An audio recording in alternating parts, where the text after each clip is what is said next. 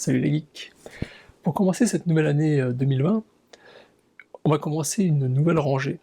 Donc j'ai fini celle du haut, maintenant on commence la deuxième en partant du haut, et cette rangée c'est du lourd, c'est du très très lourd. Je sais pas combien d'heures je vais passer dessus, je sais pas combien de vidéos je vais faire, mais il y a de quoi faire. Petite présentation rapide de ce que je vais vous présenter dans les vidéos suivantes.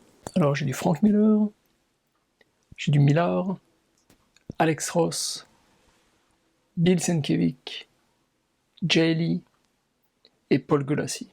Bon d'accord, j'ai plus de certains et moins d'autres, donc je vais sûrement compiler ensemble plusieurs artistes afin de faire des vidéos d'une taille plus ou moins égale. Pas qu'il y ait une vidéo qui dure 5 minutes et puis l'autre qui dure 2 heures. Bon, par exemple Jay Lee, j'ai presque rien de lui, mais j'aime quand même beaucoup cet artiste, donc je veux quand même vous le présenter. D'un autre côté, j'ai beaucoup de choses sur Sienkiewicz, beaucoup de choses sur Gulacy, et en ce qui concerne Frank Miller, j'en ai encore plus. Millar et Alex Ross, pareil, c'est comme Jay Lee, j'ai pas grand chose, mais ce sont des artistes que j'apprécie beaucoup, chacun dans leur style tout à fait particulier. Et puis ensuite, mais bien plus tard, il y aura la troisième rangée, celle où c'est que du John Byrne. Donc là c'est pareil, je sais pas combien de vidéos ça me prendra, mais ça prendra du temps avant que vous puissiez voir l'ensemble de ma collection. Ah voilà, donc tout ça, c'est pour vous dire que l'année 2020 va être bien remplie. Vous semblez apprécier ce format, mes commentaires, même s'ils sont inexacts parfois, même si je me répète souvent.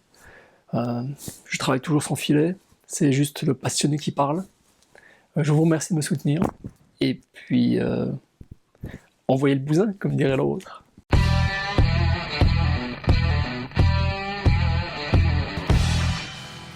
Je vais commencer la présentation de ma deuxième rangée de l'étagère avec Paul Gulacy. Paul Gulacy, je l'ai découvert dans Master of Kung Fu. À l'époque, c'était Aridi Artima qui publiait dans Eclipso, et puis il y a eu ensuite toujours Aridi Artima qui ont publié Master of Kung Fu, et c'était donc en couleur. Et peut-être pour ça, les épisodes faits en couleur par Mike Zeck ne me dérangent pas quand ils sont imprimés également en couleur ici. Peut-être parce que je les ai lus donc dans la version française, déjà en couleur. Par contre, je dois dire que Paul Gulacy en noir et blanc, ça a quand même beaucoup plus de gueule qu'en couleur. Avec l'ancrage de Gene Day, le regretté Gene Day, c'est tout à fait correct. Ça reste du comic book des années 80. C'était, je crois, la première série dessinée par Mike Zeck, la première série régulière dessinée par Mike Zeck. Et il n'a vraiment pas à rougir de son travail. Je crois d'ailleurs que c'était avec cette série que j'avais découvert Mike Zeck, il me semble. Même si les couvertures en couleur donc de Gulacy sont formidables, j'avoue que son travail, dans les comics, j'aime pas quand c'est en couleur. Peut-être parce que à l'époque donc c'était imprimé sur du papier buvard, un espèce de papier vraiment dégueulasse, un papier pelure avec des gros points de trame. Et donc maintenant dans l'omnibus c'est sur du papier quasiment glacé. C'est du papier qui est trop bien, j'ai envie de dire, pour ce genre de comics. Toujours est-il que c'était donc avec cette série que j'ai découvert Paul Gulacy. Et j'ai envie de dire que le monde a découvert Paul Gulacy. Paul Gulacy, il a un style qui est très particulier. Il a un côté très cinématographique dans son dessin, dans son découpage. Et il utilise beaucoup d'acteurs. Marlene Dietrich. Bien évidemment, Shang-Chi, c'est Bruce Lee. Lui, c'est censé être Sean Connery. Et lui, c'est Marlon Brando. Bon, là, on le reconnaît un petit peu mieux. Mais c'est vraiment un découpage très cinématographique. En même temps, il a des dessins qui sont extrêmement figés, très stylisés. Et ce genre de découpage dans l'action, ce n'est pas sans rappeler Jim Steranko. Il a travaillé dans le pli et les ombrages des vêtements qui lui est tout à fait particulier et qui ressort beaucoup mieux en fait en noir et blanc. Ce qui est un petit peu embêtant, c'est que quel que soit le tissu, le matériau, on a l'impression que tout est en cuir avec lui. Mais ça rend... c'est très stylisé, ça... j'aime beaucoup. Je comprends qu'il y ait des gens qui n'aiment pas, mais moi, personnellement, j'adore ce genre de dessin. Avec toutes les ombres, il y a un travail minutieux que j'adore.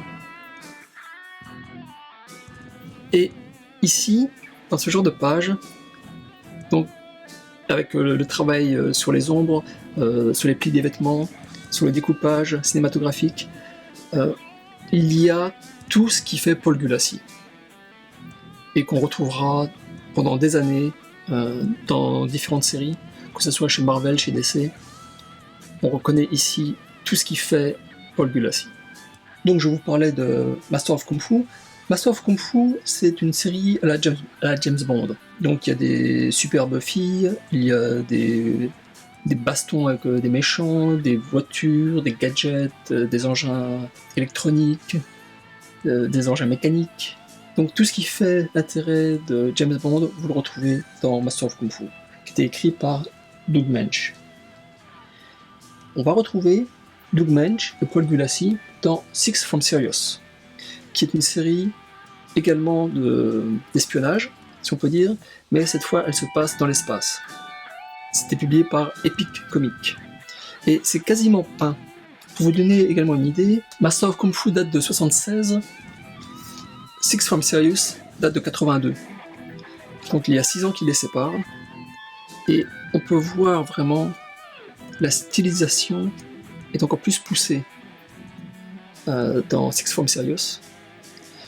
Et cette série, il me semble, a été publiée par, je crois, Mon Journal en France. Je me souviens qu'ils avaient fait, je crois, 2 séries.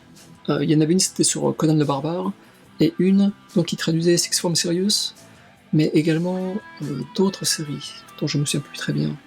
Il y avait eu 5 ou 6 épisodes, 5 ou 6 magazines, et ils avaient arrêté la publication, malheureusement. Toujours pareil, Reload. Cette fois, c'était Wildstorm. Ça date de 2003, écrit par Warren Ellis. C'est aussi encore une histoire d'espionnage. C'est vraiment le genre où Paul Gulacy excelle. Et cet album était divisé en 2 parties, donc en fait, la moitié c'était Reload, l'autre moitié c'était Mech. Tous les deux écrits par Warren Ellis. Sci Spy, on prend les mêmes, on continue. Doug Mensch, Paul Gulacy. Encore une histoire de science-fiction, d'espionnage. Là, j'aime un peu moins le style. Je sais pas s'il s'est fait aider par d'autres personnes, mais on retrouve un petit peu moins son style très particulier. Ça devient plus caricatural, et il y a moins de travail dans les plis des vêtements. Donc je me demande s'il n'a pas été aidé par quelqu'un, ou si c'est pas quelqu'un d'autre qui a quasiment tout dessiné, et qui, Paul Gulacy, n'avait fait que les crayonner. On fait un petit tour en arrière avec Valkyrie. Donc c'est une mini-série en 3 épisodes, qui n'est pas écrite par Doug Mensch. Ça se passait pendant la Deuxième Guerre mondiale. C'est encore une histoire d'espionnage, enfin bon, il n'y a pas grand chose à en dire. Je l'ai pris afin de compléter, si on peut dire, ma collection de travaux faits par Paul Gulacy. Et on retrouve ici son travail, enfin, ce qui deviendra plus tard son travail sur Catwoman. Car Paul Gulacy a beaucoup travaillé pour DC, sur Batman, et donc Catwoman. Donc c'est une histoire qui se passe pendant et après la Deuxième Guerre mondiale. En Allemagne, en Russie, il me semble. Je l'ai lu il y a longtemps. Publié par Eclipse Comics. Là, on retrouve Doug Mensch et Paul Gulacy dans Nightmares. C'était une mini-série en 2 parties. Pour une fois, c'est pas une histoire d'espionnage, c'est une histoire d'horreur, en fait. J'avais trouvé ça assez sympa, ça changeait. Et j'aimais beaucoup parce que c'était très très contrasté, très noir et blanc. Enfin, très noir et blanc dans son esprit. Par contre, j'aurais bien voulu le voir en noir et blanc parce que je trouvais que les couleurs étaient trop sombres, elles gâchaient la moitié du dessin, c'était un peu difficile à suivre. Certaines cases étaient difficiles à comprendre. Mais ça reste du très bon Paul Gulacy. Ici, dans Bac Issu, il y a featuring Paul Gulacy, interview et art gallery. Ici, c'est une étude montrant la recherche donc d'une couverture, pour une couverture. Le dessin, le crayonné finalisé, et puis l'ancrage.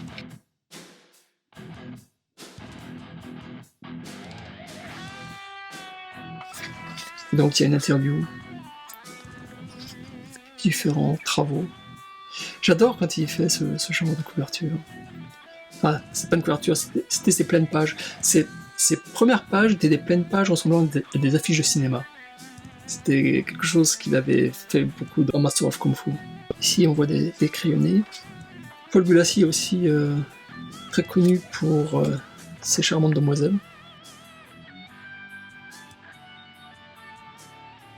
Maintenant, on arrive à la partie, je dirais, la plus intéressante de cette vidéo. Tout d'abord, il y a Sabre. Sabre, c'est l'une des premières histoires publiées en comics où il y a un héros afro-américain. Et c'est écrit par Don McGregor. En plus, j'ai une version qui a été signée. Je ne savais même pas à l'époque quand je l'ai acheté. Le début, bon, ça ressemble énormément à Clint Eastwood dans ses films spaghetti. On reconnaît toujours l'influence du cinéma dans les œuvres de Paul Gulacy. Et là, vous pouvez vraiment voir en noir et blanc, comme ça en jette.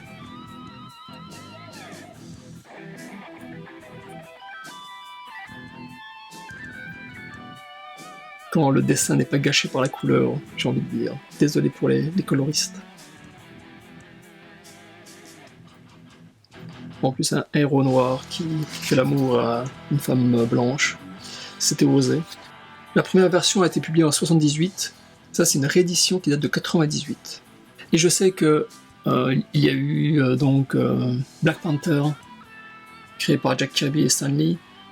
Il y a eu Power Man, qui a été créé un petit peu plus tard.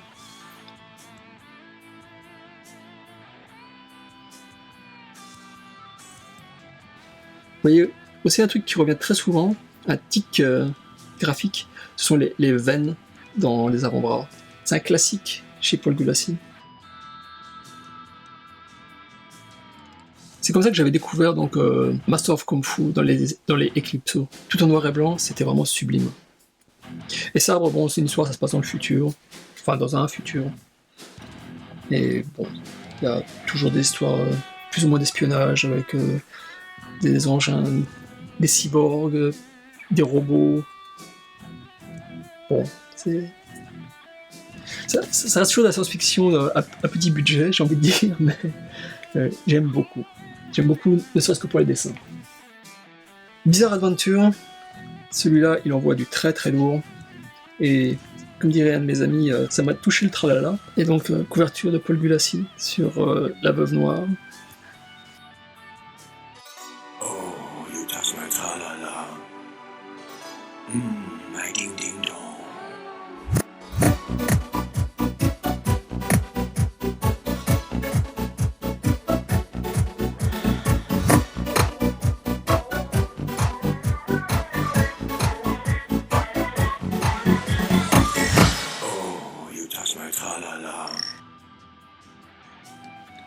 On commence avec Paul Gulacy, donc une histoire de guerre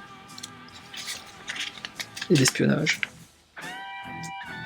avec une femme fatale, la veuve noire. Après on a Michael Gordon, vous m'excuserez du peu, avec Terry Austin. Là c'est une histoire de magie.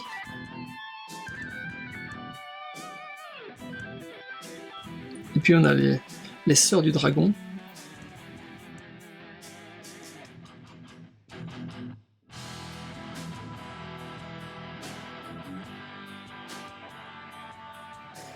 Et je termine donc par les espions, les femmes fatales et les maîtres du kung-fu, l'art de Paul Gulacy. J'étais très content de découvrir cet album, qui a été publié par Vanguard en 2005. Donc vous voyez, Master of Kung Fu en noir et blanc, ça jette quoi. Batman, Catwoman.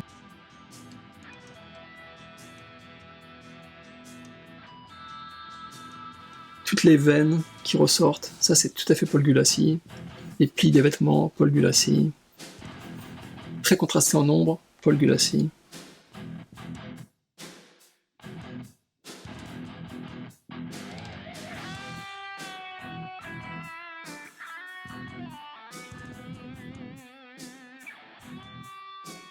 Ce genre de première page qui est en fait comme une affiche de cinéma, Paul Gulassi.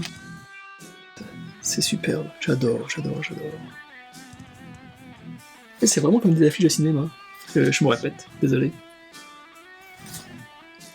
Et l'anatomie, plus il dessine, en fait, plus il maîtrise l'anatomie humaine, parce que ses premiers dessins, je vous les ai pas montrés, mais c'était pas très beau, hein, dans tous les sens du terme. Mais là, c'est exceptionnel.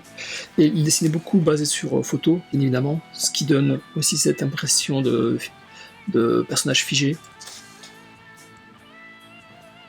Gulassi noir. Ça aussi, c'est très Steranko. Donc, on retrouve Sabre.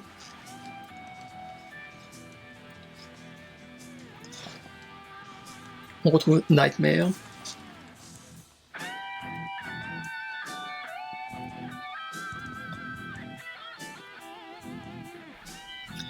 Et bon, Shadow of the Bat, l'ombre de la chauve-souris, il me semble que j'avais acheté un ou deux Batman par Paul Gulassi. Et j'ai pas aimé. J'ai pas aimé parce que, bon, justement, on retrouvait plus sa façon de dessiner les muscles ou l'anatomie humaine. On retrouvait plus sa façon de dessiner les plis des vêtements. Bon, il fait toujours des plis de vêtements, bien sûr, mais pas de la même façon exagérée que c'était dans Master of Kung Fu, ce qui fait que bon, ça m'a beaucoup moins plu. Je me souviens plus, je crois que j'avais acheté, ça devait être Predator contre Batman, ou une histoire comme ça, et ça m'avait un petit peu déçu. Ouais, donc ça c'est peut-être sa couverture la plus iconique. Ou bon, c'est le petit dragon, Bruce Lee, bien évidemment. Beaucoup de peintures aussi. Je suis pas spécialement fan de ces peintures. Je préfère quand il dessine à l'encre de Chine.